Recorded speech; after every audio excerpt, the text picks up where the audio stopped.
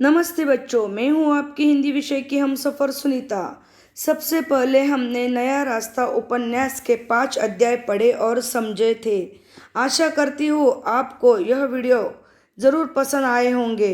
उन अध्याय से जुड़ी कोई भी सवाल हो तो आप मुझे कमेंट बॉक्स में लिख सकते हो, मैं उनके जवाब ज़रूर दूंगी।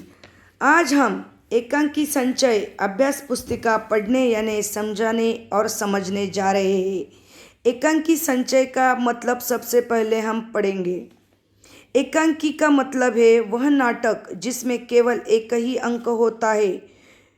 वह अंक एक ही बार में पूरा हो जाता है। और आसानी से बताए तो एकांकी यानी छोटा नाटक जिसमें कई सारे दृश्य का एक ही अंक होता है और उसी को अंग्रेजी में कहते हैं वन एक्ट प्ले। आज हम विष्णु प्रभाकर लिखित संस्कार और भावना पढ़ने यानी समझने जा रहे हैं। इसमें भी सबसे पहले हम संस्कार और भावना का अर्थ देखेंगे। संस्कार शब्द का मूल अर्थ है शुद्धिकरण।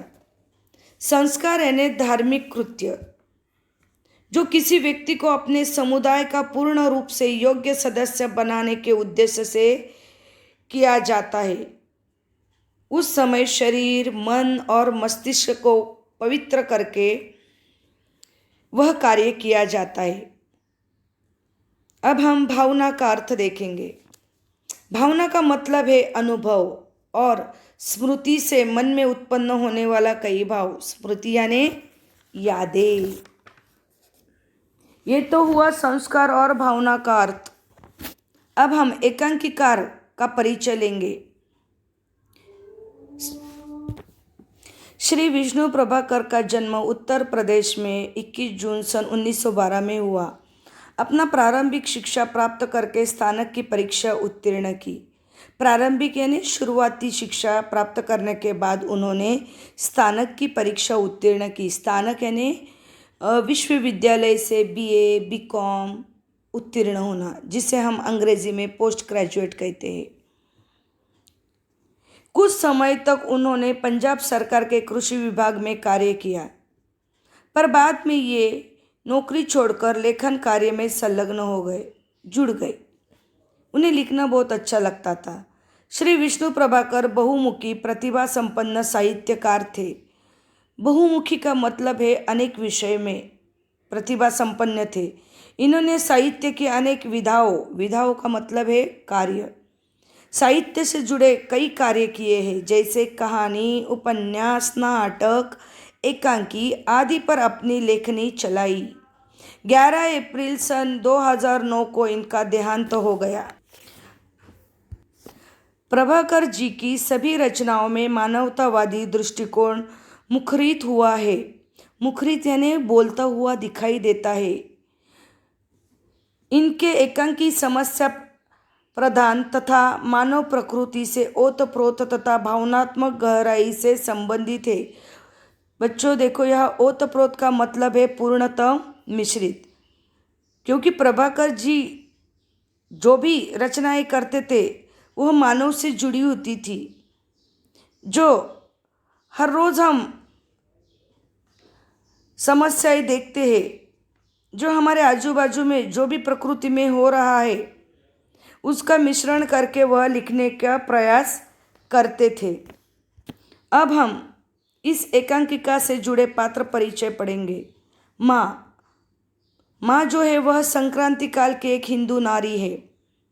तो बच्चों देखो, संक्रांति काल का पहले मतलब आप अच्छी तरह से समझ ले।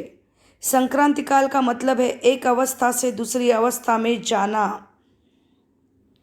सूर्य जब 2 राशियों के ठीक बीच में होता है तो हमारे पुराणों में कहा जाता है कि वह समय बहुत ही शुभ होता है और इसलिए उस समय पर लोग स्नान, पूजा, दान करते हैं और इस समय में हम जो भी कार्य करते हैं वह बड़ा पुण्यजनक माना जाता है। तो इससे पता चल जाता है कि माँ संक्रांति काल की है, यानी पूजा पाठ में ज़्यादा विश्वास रखती है, अंधश्रद्धा में ज़्यादा विश्वास रखती है, क्योंकि वह वही काल की है जिसे हम अंग्रेजी में कहते हैं ट्रांजिशन पीरियड। माँ को 2 बच्चे हैं, बड़ा बेटा है अविनाश और छोटा बेटा है अतुल। जो छोटा बेटा अतुल है उसकी पत्नी है उमा, और जो बड़ा बेटा अविनाश है उसकी पत्नी है बंगाली स्त्री। इस पात्र परिचय में मिश्रानी भी है। देखो बच्चों, यहाँ पे गलती हो जाती है, सबको लगता है मिश्रानी यानी नौकरानी, तो ऐसा बिल्कुल नहीं है। मिश्रानी का अर्थ है ब्राह्मण स्त्री जो अपना गुजारा करने के लिए दूसरों के घर में भोजन पकाती है। और पात्र परिचय में और एक पात्र है जिसका नाम है राम सिंह, जो कि अतुल और अविनाश के घर में नौकर है। आज हमने पहले संस्कार और भावना एकांकिका का मतलब पढ़ा। उसके बाद हमने एकांकिकार का परिचय देखा और पात्र परिचय भी पढ़ा। आज हम यह वीडियो यही समाप्त कर रहे हैं। अगले वीडियो में हम संस्कार और भावना एकांकिका का यानी नाटक की शुरुआत करेंगे। आशा करती हूँ आपको यह वीडियो पसंद आया होगा। यदि पसंद आया है तो ज़रूर लाइक करें, सब्सक्राइब करें और घंटी वाला आइकॉन प्रेस करें ताकि आपको अगले वीडियो की नोटिफिकेशन मिलती रहे। तब तक के लिए धन्यवाद। घर में रहे, सुरक्षित रहे।